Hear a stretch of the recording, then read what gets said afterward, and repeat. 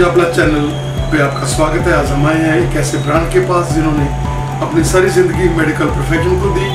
हमारी मुराद है डॉक्टर संजीव सूद।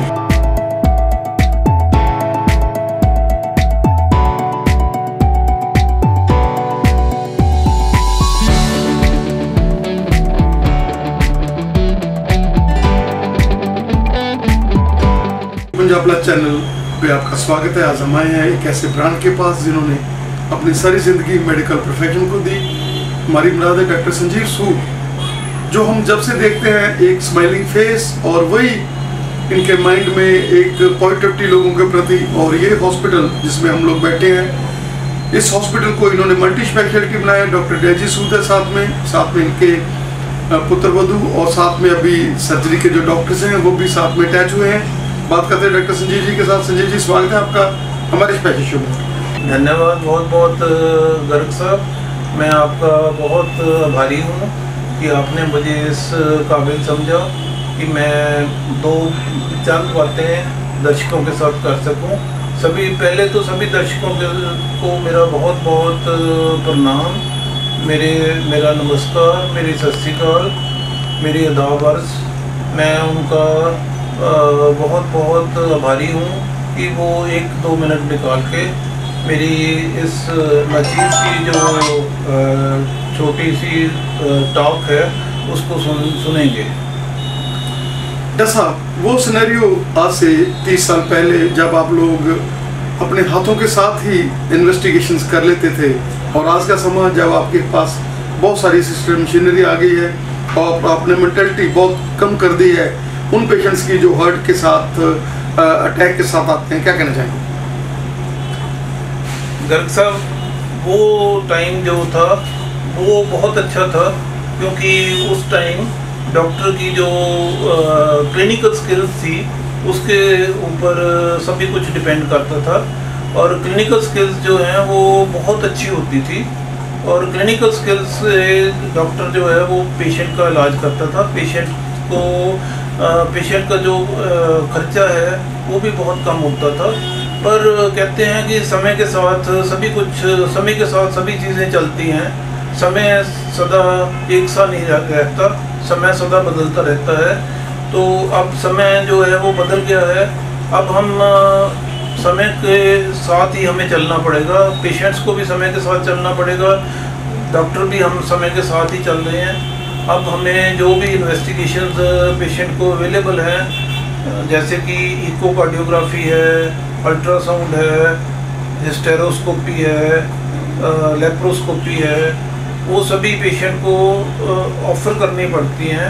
पेशेंट को उनके बारे में बताना पड़ता है कि ये इन्वेस्टिगेशंस अवेलेबल हैं जिनके साथ हम पेशेंट का बेटर ट्रीटमेंट कर सकते हैं, उनका ज़्यादा अच्छी तरह से इलाज कर सकते हैं। बीमारी की जो डायग्नोसिस है वो ज़्यादा बेहतर तरीके से कर सकते हैं, ज़्यादा अच्छी तरह से हम उनको उनकी लाइफ की क्वालिटी को बेटर बना सकते हैं। तो ये समय के साथ सभी कुछ चेंजेस आ गई हैं, तो समय के साथ हमें चलना पड़ेगा। समय का बहाव जो है वो निरंतर चलता ही रहता है।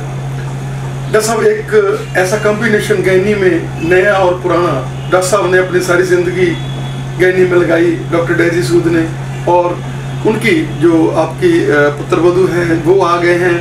एक ऐसा कॉम्बिनेशन इस हॉस्पिटल में बना हुआ है कि उनके पास नई टेक्निक्स और डॉक्टर डेजी का पुराना एक्सपीरियंस, ये दोनों मिलकर बहुत सारे ऐसे पेशेंट जो IVF फेलियर होते हैं, जो बहुत जगह से ट्राई करके आते हैं लेकिन यहाँ आते हैं एंड दे कंसीव, क्योंकि उनका एक्सपीरियंस ऐसा है। और सबसे बड़ी बात है कि यहाँ पर मेल और फीमेल का कॉम्बिनेशन है, और जब भी जो जोड़े आते हैं जिनको इनफर्टिलिटी होती है, तो वो लेडीज़ के साथ वो और जेंट्स के साथ जब आप उनके साथ बातें करते हैं तो उनका जो काउंसलिंग सेशन है उसी में से बहुत चीज़ें निकल जाती हैं, और उसमें ही बहुत सारे लोग जो हैं IVF कराकर बड़े बड़े ट्रीटमेंट लेकर आते हैं, थक हार जाते हैं, लेकिन जब वो यहाँ आते कंसीव कर जाते हैं। गर्ग साहब, मैं कहूँगा कि सबसे पहले ये सभी कुछ भगवान की कृपा है, प्रभु की कृपा है कि जो पेशेंट को शफा मिलती है, पेशेंट को किसी चीज़ से, डॉक्टर की ट्रीटमेंट से फ़ायदा मिलता है, जैसे आपने अभी फरमाया कि जो पेशेंट इनफर्टिलिटी के हैं वो कंसीव कर लेते हैं, उनके मतलब उनकी प्रेगनेंसी हो जाती है। तो ये जो सभी कुछ है, ये शफा मिलती है, ये भगवान की कृपा है। बाकी आपने बिल्कुल ठीक फरमाया गर्ग साहब। मैं तो कहूँगा कि आप बिल्कुल बहुत चीज़ की बिल्कुल रूट तक पहुँचे हैं कि जो जब अनुभव और लेटेस्ट मोडेलिटीज़ इन्वेस्टिगेशन की और ट्रीटमेंट की उनका कॉम्बिनेशन होता है तो बेटर तो होता ही है। दोनों अपने आप में पूरक हैं और दोनों एक दूसरे के भी पूरक हैं, और पेशेंट को बेटर ट्रीटमेंट तो मिलता ही मिलता है, क्योंकि एक्सपीरियंस से हम जानते हैं कि कहाँ पे अपना इन्वेस्टिगेशन कोई करनी है, कहाँ पे हाथ को थोड़ा धीमे चलाना है। और जो लेटेस्ट इन्वेस्टिगेशन हैं, लेटेस्ट मोडेलिटीज़ हैं, जैसे कि मेरी डॉक्टर जागृति उसमें एक्सपर्ट है, लेप्रोस्कोपी में, हिस्टेरोस्कोपी में, और सारियाँ जो टेक्निक्स हैं जिसको दूरबीन के साथ ट्रीटमेंट बोलते हैं उसमें एक्सपर्ट है, तो उसका भी हमें फ़ायदा रहता है। उसका आपको सभी को पता ही है कि जो लेप्रोस्कोपिक सर्जरीज़ हैं वो मिनिमल इन्वेजिव सर्जरीज़ हैं।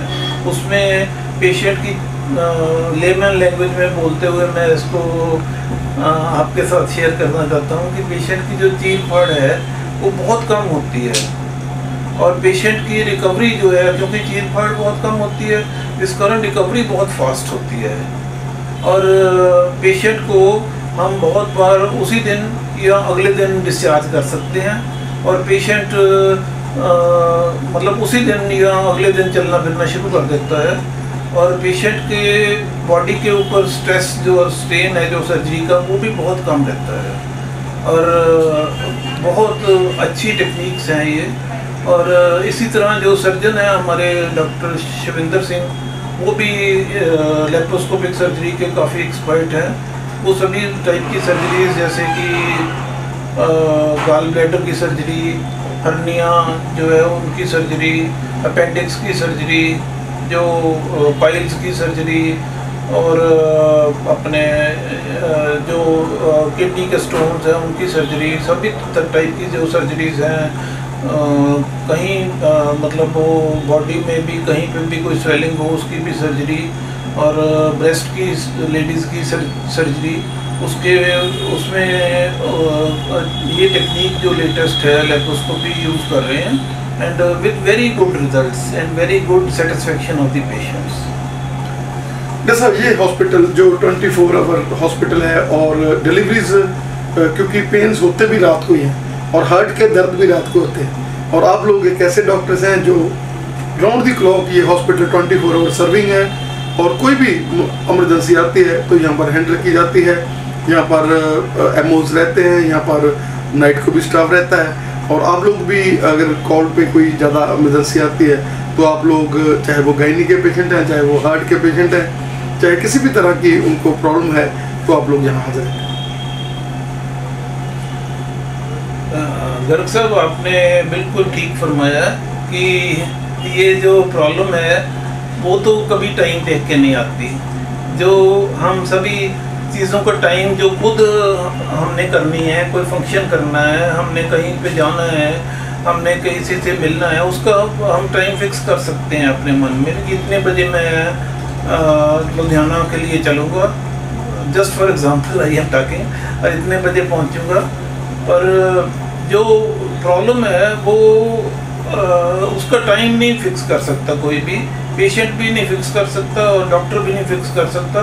वो प्रॉब्लम जो है वो रात को भी बहुत आती है, और ये डॉक्टर की ड्यूटी है, और फर्स्ट एंड फॉरमोस्ट ड्यूटी है कि पेशेंट की पेन को, पेशेंट की पीड़ा को, पेशेंट की तकलीफ़ को समझे, उसको फील करे, उसके प्रति सिंपैथी और एम्पैथी रखे, और उसको उसी टाइम अटेंड करे ताकि पेशेंट को उस ट्रीटमेंट से मुक्ति मिले। और मैं तो कहता हूँ कि बहुत बार परमात्मा जो हमें देता है वो भी जो हमसे कुछ पेशेंट के लिए गुड डीड्स हो जाती हैं उसी के सिले में देता है, जो हमें बहुत अच्छी चीज़ें देता है ज़िंदगी में, वो भी इसी गुड डीड्स के सिले में देता है। तो परमात्मा का धन्यवाद है, और उसने हमें इस काबिल समझा कि हम ये गुड डीड्स कर पाएँ पेशेंट के प्रति, और पेशेंट के लिए हम उनकी सहायता कर सकें। इसीलिए हमने मोगा में 2 वृद्ध आश्रम हैं, एक बेदी नगर में है, एक बाईपास के पास शिवाला सूदा ट्रस्ट का वृद्ध आश्रम है। उसमें भी हमने रेगुलरली सेवा का प्रोग्राम रखा हुआ है, उसमें भी रेगुलरली हम मेडिकल एड देते हैं। और इसी तरह एक जो लुधियाना के पास मनुष्यता की सेवा का इंस्टीट्यूट गुरप्रीत सिंह जी चला रहे हैं, वो भी बहुत अच्छा है। उसमें भी मैंने एक बार विज़िट किया है, और उसमें भी मेरी इच्छा है, और I am intending to go there on regular basis, हर हफ्ते या 10 दिन बाद जैसे भी प्रोग्राम बनेगा, ताकि वहाँ पे भी मजबूर लोगों की, गरीब लोगों की सेवा हो सके। डॉक्टर साहब, आपके वो पेशेंट जो 20-20, 25-25 साल से आपसे जुड़े हुए हैं और शुगर से ग्रस्त थे, और कई तो ऐसे पेशेंट थे जो प्री डायबिटिक थे, उनको भी आपने ज़िंदगी दी है, क्योंकि आप प्रिवेंशन के ऊपर, आप डाइट चार्ट्स के ऊपर, आप उनके लाइफस्टाइल के ऊपर बहुत ज़्यादा एम्फसाइज करते हैं। और यही कारण है कि डॉक्टर सूद के साथ जो आते हैं उनके फ्रेंड ही बन जाते हैं। और आज का आपकी लंबी लिस्ट होगी जो अभी इस चैनल के माध्यम से, चाहे वो फॉरेन में बैठे हुए हैं, एनआरआई पेशेंट बहुत ज़्यादा डॉक्टर साहब के साथ जुड़े हुए हैं, और जब उनको पता चलता है कि कोई नई चीज़ इन्होंने करी है तो उनको बड़ी खुशी होती है। और जैसे जैसे हमने आज देखा कि लेप्रोस्कोपी सर्जरी यहाँ पर एक सेंटर बन चुका है, और डॉक्टर साहब और भी डॉक्टरों ने यहाँ ज्वाइन किया हुआ है, तो ये कंप्लीट एक हॉस्पिटल है जो 24 आवर सर्विस कर रहा है, जिसमें हर तरह की फैसिलिटी अवेलेबल है। एनेस्थीसिया की बात कर लें हम तो राउंड द क्लॉक एनेस्थीसिया वाले डॉक्टर, अगर हम आईसीयू की बात कर लें तो बड़ी आईसीयू, हर तरह की फैसिलिटी यहाँ पर अवेलेबल है। जैसा क्या कहना चाहिए कि शुगर एक आज ऐसी एक एपिडेमिक है शुगर का कि हर चौथे 5वें बंदे को शुगर हो रही है, और लोग इससे अवेयर नहीं है। लोग फिर भी हम देखते हैं ब्याह में जाते हैं, शादी में जाते हैं, तो वो वैसे ही पहले खान पीन कर लिया, उसके बाद खाना भी खा लिया। क्या कहना चाहेंगे कि शुगर केवल चीनी से नहीं, बल्कि शुगर जो है वो अन्न के साथ भी, और भी अगर आप अपना लाइफस्टाइल खराब करेंगे तो भी वो बढ़ती। गर्ग साहब, आपने बिल्कुल ठीक फरमाया कि शुगर जो है वो लाइफस्टाइल की, हमारे जो लिविंग स्टाइल है उसकी डिजीज़ है। हम लिविंग स्टाइल जो मतलब जैसा लीड कर रहे हैं उसमें उसके कारण शुगर की प्रॉब्लम बढ़ रही है। हमने लिविंग स्टाइल ऐसा अडॉप्ट कर लिया जिसमें हम फिज़िकल एक्सर्शन, कोई भी खेती का काम खुद फार्मर्स लोग करते नहीं हैं। जो शहर के लोग हैं वो साइकिलिंग या कुछ भी पैदल चलना वो भी नहीं चलते, वो सभी कुछ अपना गाड़ी में या किसी स्कूटर में या मोटरसाइकिल पे करते हैं। तो फिज़िकल जो हमने एक्सरसाइज है वो जो ऑटोमेटिकली हमारी अपने काम के दौरान हो जाती थी, कुछ टाइम पहले 20-25 साल पहले ऑटोमेटिकली हो जाती थी, वो बिल्कुल बंद हो गई। तो फिज़िकल एक्सर्शन का बंद होना वो शुगर की जो एपिडेमिक है वो उसके एपिडेमिक के स्टार्ट होने में एक बहुत बड़ा कारण है कि शुगर की एपिडेमिक इसलिए स्टार्ट हो रही है कि मतलब वो हमने फिज़िकल एक्सर्शन बिल्कुल बंद कर दी है। दूसरी बात ये है कि जो हमारी फिज़िकल एक्सर्शन बंद करने के बावजूद भी हमने डाइट अपनी वही डाइट रिच रखी है जो आज से 20-25 साल पहले होती थी। अब लॉजिकल बात है कि अब ये शरीर की गाड़ी जो है वो कम चल रही है, उसको हम कम चला रहे हैं, तो उसकी जो डाइट है, उसका पेट्रोल जो डीजल है वो भी उतना ही कम कर देना चाहिए। हमने को डाइट को भी कंट्रोल करना चाहिए, पर हम वही छोले भटूरे, वही मीठे हलवे मतलब खूब खाते हैं, जिसके कारण हमारा अपने वेट भी बढ़ता है और BMI जो होता है, बॉडी मास इंडेक्स, वो भी हमारा डिस्टर्ब हो जाता है, वो भी डिसरप्ट हो जाता है। तो शुगर की एपिडेमिक इसके कारण है। शुगर की एपिडेमिक इसके कारण भी है कि प्रोटीन जो है वो हम इंडियन पॉपुलेशन में बहुत कम खाते हैं। प्रोटीन जो है वो 1 ग्राम पर किलोग्राम बॉडी वेट के हिसाब से हर आदमी को लेनी चाहिए। और किसी आदमी का जैसे वेट 80 ग्राम है तो उसको 80 या 82 ग्राम जैसे भी है, 82 ग्राम शुगर मतलब प्रोटीन रोज़ लेनी चाहिए, पर वो नहीं ली जाती। कार्बोहाइड्रेट्स मेन लिए जाते हैं, जिसके कारण भी शुगर की प्रॉब्लम बढ़ रही है। Sir, you are an institution, you have long data. आपका हमें समय देने के लिए बहुत बहुत धन्यवाद। और हम चाहेंगे कि वो डॉक्टर जिसको हम लोग आज से 20-25 साल पहले हम बाघा पुराना में देखते थे, और आज भी वही स्माइल फेस के ऊपर और वही अटैक और वही स्मार्टनेस और वही भगवान के बच्चे बनकर सेवा करनी, आपको भगवान और शक्ति दे। आपका हमें समय देने के लिए बहुत बहुत धन्यवाद। गर्ग साहब, थैंक यू वेरी मच कि आपने मुझे इस काबिल समझा कि आप मैं चंद शब्द आपसे और आपके दर्शकों से बोल सकूं। मैं आपका बहुत बहुत धन्यवाद करता हूं, दर्शकों का भी बहुत बहुत धन्यवाद करता हूं कि उन्होंने अपने कीमती समय में से इतना टाइम निकाल के मेरे जैसे नचीज़ को सुना और देखा। और मैं गर्ग साहब आपका और आपके दर्शकों का नमस्कार करता हूँ, उनको सत श्री अकाल करता हूँ और उनको अपनी बेस्ट विशेस देता हूँ।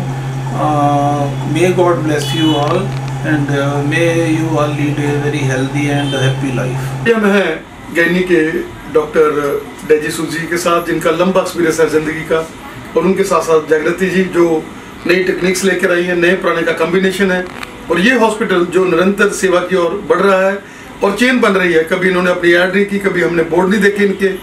इनका क्राइटेरिया ये है कि एक पेशेंट ठीक होकर जाता है, वो आगे की आगे चेन बना रहा है, और यही कारण है कि दूर दूर से लोग आ रहे हैं।